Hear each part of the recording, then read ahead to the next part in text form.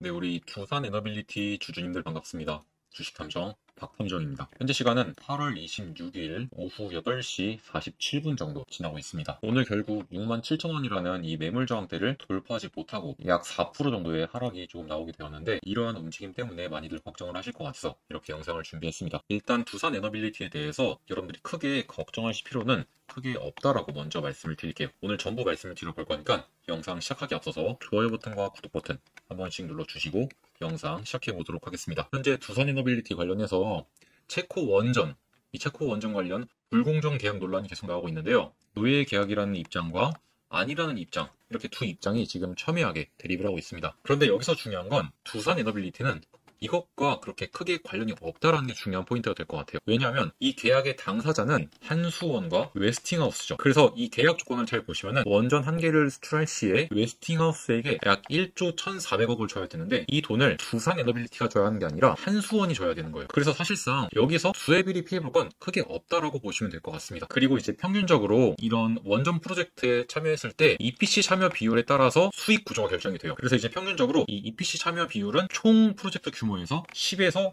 20% 정도로 잡히는데, 저는 조금 더 보수적으로 잡아서 10%에서 한 15% 정도, 이 정도로 잡아서 한번 산출을 해봤습니다. 이 두해빌이 이번 프로젝트에서 원전 한 기 수출당 얼마씩 벌어갈 수 있을지, 그리고 여기서 이제 원가나 운영비 이런 것들을 약 7할에서 7.5할 정도로 계산을 한다고 하면 추정치는 약 원전 한 기 수출당 6,500억에서 1.2조 정도를 순수익으로 가져갈 수 있어요. 이해가 되시죠? 그런데 이렇게 말씀을 드리면은 그러면은 한수원이 결국 두해빌한테 발주를 넣을 텐데, 한수원이 돈을 많이 쓰게 되면은 두해빌한테 넣는 발주를 줄이지 않겠냐? 그러면 두해빌이 받아가는 돈이 적어지지 않겠냐? 이렇게 조금 질문을 하실 수 있는데, 일단 지금 두해빌이 맡는 역할이 뭐죠? 핵심 기자재인 원자로, 그리고 증기발생기 이런 것들을 공급을 하고, 그리고 이제 기타 부수 기자재나 그리고 시공 이런 것들을 담당을 합니다. 중요한 거는 이 핵심 기자재 있죠. 이거는 발주를 줄일 수가 없어요. 품질 안정 규제상 발주 축소가 거의 불가능합니다. 물론 이제 부수적인 기자재나 일부 시공 공정 이런 것들은 비용을 좀 줄이기 위해서 현지 업체들을 참여를 시킨다던가 해서 발주 규모를 조금 조정을 할 수는 있습니다만, 두해빌은 자회사가 있죠. 그 체코 현지 두산 스코다 파워를 현지에 두고 있기 때문에 이 현지 산업 참여 조건을 충족시키면서 실질적인 발주 또한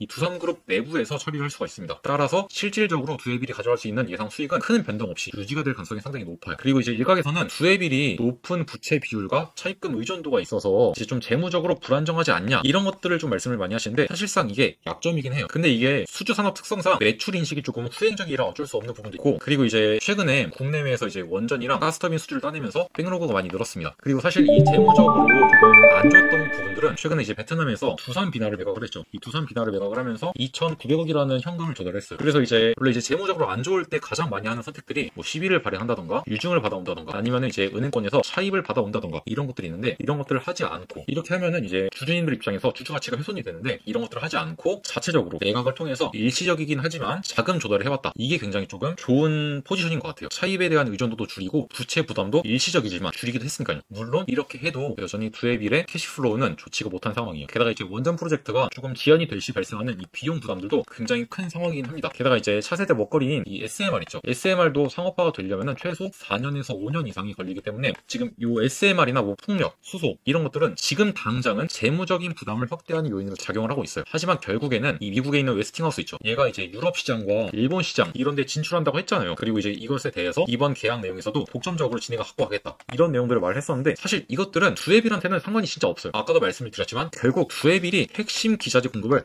할 수밖에 없어요. 왜냐하면 이 원전의 핵심 기자재를 웨스팅하우스가 자체적으로 생산할 수 있는 대규모 제조 인프라가 없어요. 그리고 이것을 공급할 수 있는 신뢰성이 있는 공급사는 사실상 두해빌이 유일합니다. 그래서 일각에서 나오는 두해빌이 이번 불공정 계약 때문에 조금 피해를 볼 것이다 라는 입장과, 두해빌이 지금 원전과 가스터빈 수주를 계속 받아오고 있긴 하지만 이게 재무제표 상에 숫자가 제대로 안 찍힌다, 이러한 것들에 대해서는 저는 그렇게 크게 걱정할 필요는 없을 거라고 생각을 해요. 앞으로도 이제 원전 산업은 계속해서 커질 수밖에 없기도 하고, 지금 당장 뭐 EPS가 안 찍히고 PR이 안 나온다고 해서 이러한 것들 우리가 크게 걱정할 필요가 없다는 거예요. 이건 그냥 이 두산 에너빌리티라는 원전 산업, 수주 산업의 특성이라고 우리가 이해를 하고, 그리고 이 두해빌에 대한 기업 가치를 평가하는 기관이나 외인들 입장에서도 그런 것들을 고려해서 가치를 평가하고 그로 인해서 자금을 쏟아부을 거기 때문이죠. 그래서 저는 지금처럼 두해빌이 조금 이 구간 있죠. 단기 박스권 구간 안에서 가격이 움직일 때 나쁘지 않은 타점을 잡아갈 수 있다고 보고 있습니다. 그리고 최근 들어서 6만원이라는 매물대에서 하방 이탈이 나오게 되면서 하락이 나오긴 했지만, 결국 다시 한번 수급이 붙어주면서 돈이 들어와 주면서 다시 한번 이 박스권 안쪽으로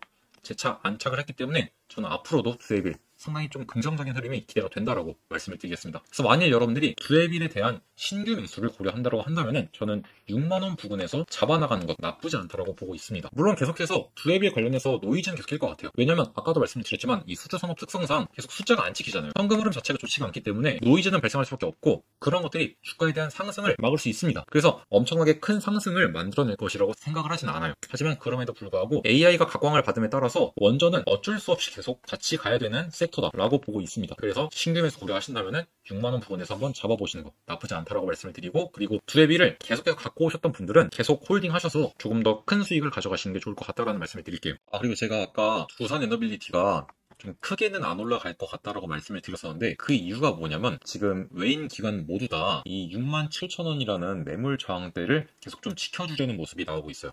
오늘 같은 경우도 여기를 지금 충분히 뚫어낼 수 있었음에도 불구하고 외인과 기관들의 순매도가 이어지게 되면서 결국 여기를 돌파하지 못하는 모습을 보여주었죠. 지금 계속해서 여기를 뚫어내려고 하면은 다시 한번 눌러버리고, 뚫어낼만 하면은 누르고, 뚫어낼만 하면은 계속해서 이렇게 눌러버리는 모습이 나오고 있습니다. 아무래도 외인이나 기관들 입장에서 이 6만원과 67,000원 사이에서 일단 박스 흐름을 조금 유지시킬 것 같다라고 보셔야 될 것 같고요. 현재는 이 박스 안에서 우리가 박스권 하단 부분, 제가 계속 강조를 드렸던 이 박스권 하단에 있는 6만원 부분에서 조금씩 모아가면 나쁘지 않을 것 같다라고 말씀을 드리겠습니다. 그리고 이 밖에도 제가 두산 에너빌리티 관련해서 중요한 이슈나 소식들이 나오면은 가장 발빠르게 제가 운영하는 소통방에서 전달을 드리고 있고, 그리고 두에빌 비롯해서 다른 종목들에 대한 매수나 매도에 대한 타점도 나오면 제가 소통방에서 전부 다 전달드리고 있으니까, 소통방 무료로 운영하고 있으니까 한 번씩 들어오시면 좋을 것 같고요. 소통방 링크 같은 경우는 영상 하단에 보시면 이렇게 더보기란 보이실 거예요. 이 더보기를 누르시면 이렇게 소통방 링크 나와 있으니까 이 링크 누르셔서 들어오시면 될 것 같고요. 이거 아니더라도 제가 이렇게 댓글에다가 링크 달아놨거든요. 이 링크 누르시면은 무료 입장 가능하니까 소통방 많이들 입장하셔서 좋은 정보들 많이들 받아가시면 좋을 것 같습니다. 그리고 그 밖에도 정말로 급하게 나는 종목에 대한 분석이 필요하다 그런 분들은 여기 보시면 제 개인 연락처 나와 있으니까 이거 참고하셔서 저한테 연락 남겨놓으시면은 조금 발빠르게 답변을 드리도록 하겠습니다. 아시겠죠? 그러면 오늘 영상 여기서 마무리하고 저는 다음 시간에 조금 더 도움이 될 만한 내용들 준비해서 우리 구독자분들에게 인사드려 보도록 하겠습니다. 감사합니다.